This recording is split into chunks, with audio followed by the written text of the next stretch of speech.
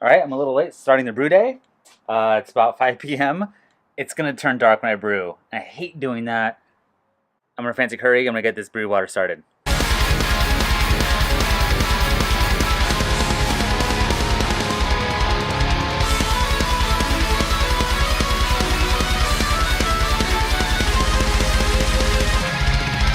This is gonna be a really weird brew day.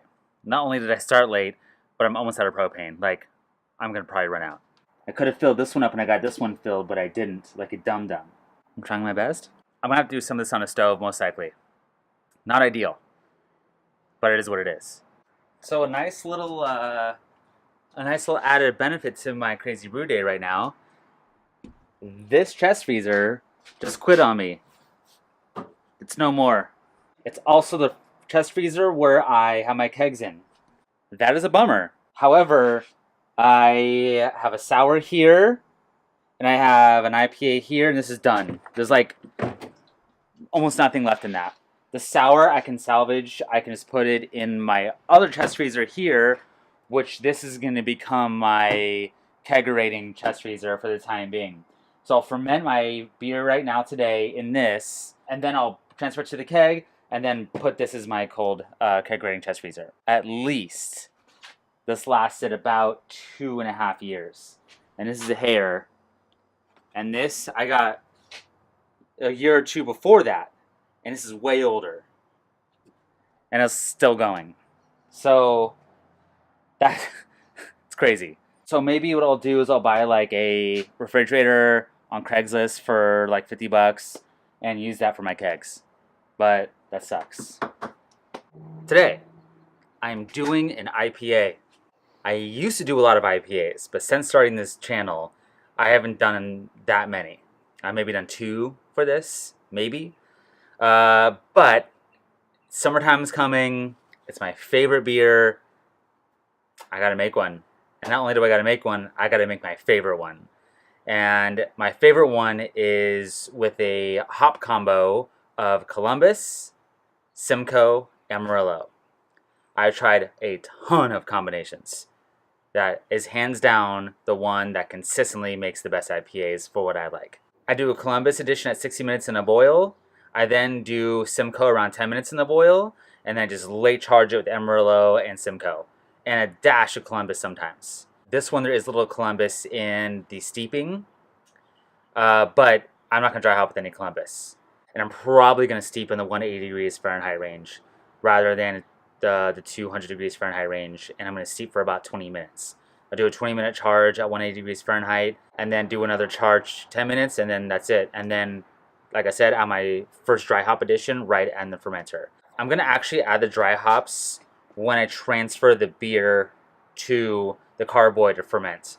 So it's like my first charge of dry hops. And supposedly you can get biotransformation that way. You can get better, bigger aromas. That's what a lot of those New England style IPA guys are doing. I've done it a few times. I haven't really noticed a difference, but I've also never done it where I've added it right to the fermenter right when I pitch the yeast. So I'm excited. Then I'm going to add dry hops to the keg. I always do that, and I always leave them in there. I never worry about anything grassy going on. You shouldn't either. Just leave them in there. As long as you drink your beer within 2 months, you're fine. I always add a little bit of flaked oats. I like to boost the body a little bit. The flaked oat addition I do is about 8%. And I add a little bit of honey malt. Now, I add honey malt because that's what the head brewer at Beechwood said to do, and that's what he does for his IPAs. It works for him, it's gotta work for me. So I'm doing a nose sparge again today. And I did this 2 times so far. One time I got decent efficiency, around 65%. The second time was about 50 to 55% efficiency.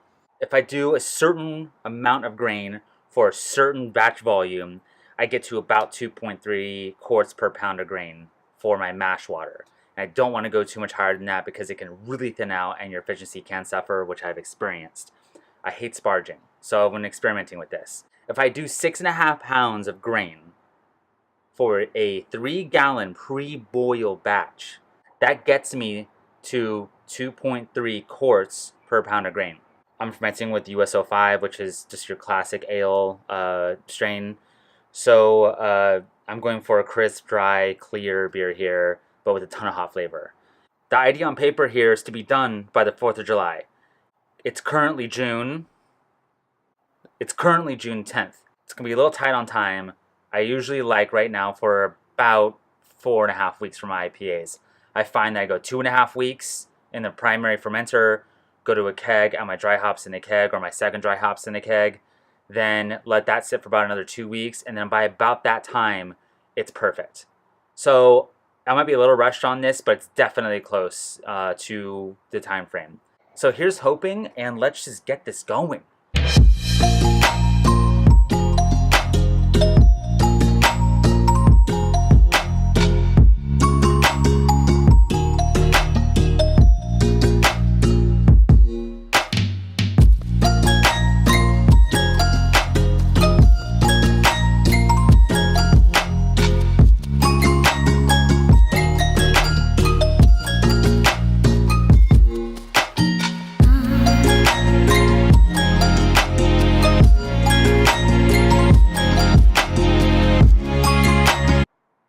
$10.40. It's going for $10.46. I think I'll be okay because of my surface area on my boil is pretty large in comparison to what I'm boiling, meaning I'm doing a 3-gallon boil in a 5-gallon pot. I think I'll be okay. My post-boil target is 1067. If I'm a little short, like 1065, 1064, that's all right. It's not a big deal to me, but I'll monitor it and I'll do a gravity reading maybe a little later in the boil and see where I'm at. That should be good.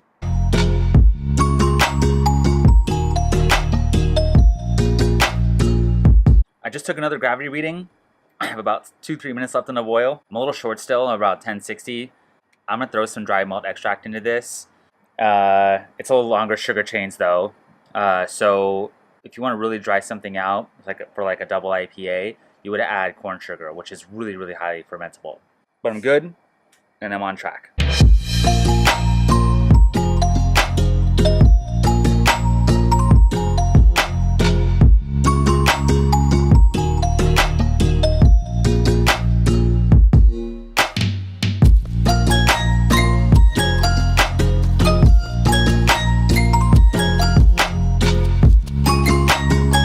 There's definitely a debate on whether you want to leave all the hop goop behind.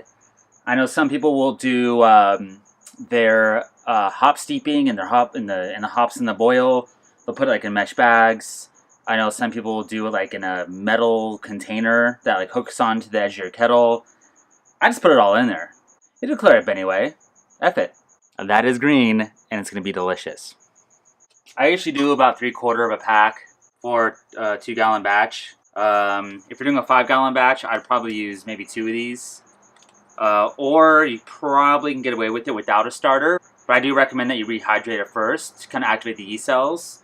Because there will be cell death if you put it in dry rather than rehydrate it. But I have plenty. All right, well, there you have it. It's another brew day. It's in the books. Feel free to subscribe. It's free. That can hurt. I'm also posting frequently. So, yeah, stay tuned for more.